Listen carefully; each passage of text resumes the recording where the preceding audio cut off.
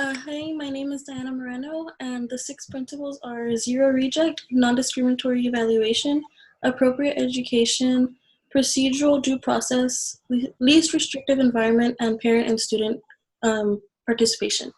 So I had free appropriate public education, and what free appropriate public education is, it provides students with disabilities who attend the public school system with educational service that have been specially designed to meet their special needs. And so these services can include anything from specialized materials to specialized settings, which can be different classrooms during testing, and specialized technology, which can be something like a computer that speaks back or that reads the screen to them. And all of these services are provided at no cost to parents.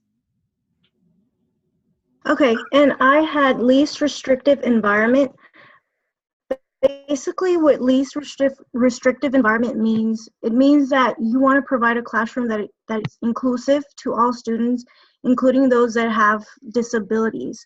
However, there are a few differences and a few exceptions. So, for example, you're going to have some students that require to be in a special education classroom full time.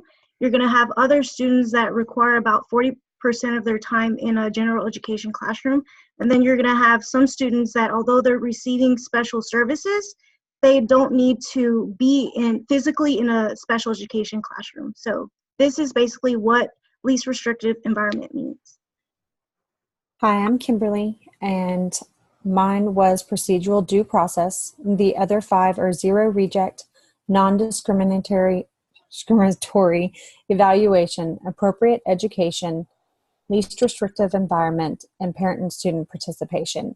So for procedural due process, if a disagreement regarding placement on a student that needs special education, a formal process must be followed to resolve the dispute, meaning there's no changes that can be made regarding to the student's education until that one thing has been fixed and evaluated.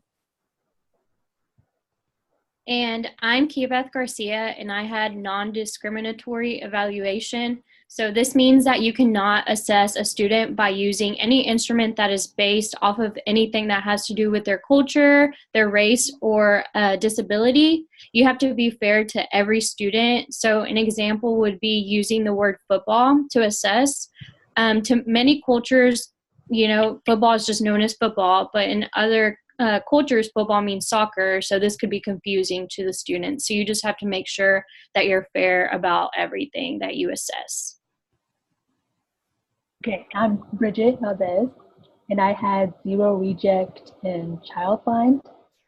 And zero reject means that no student can be excluded from receiving public school education just because they have a disability. And people in the school district can't tell the parents that their child's needs cost them too much money or that they can't be met through the public school system. And if a student's disability is severe, the school district still has to find a way to appropriately educate them.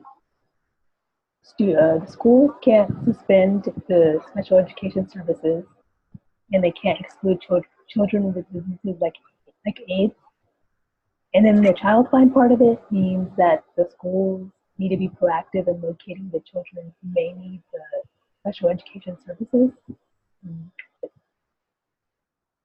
Hi, I'm Maggie Rodriguez, and I have parent and student participation. So IEPs help parent and student participation.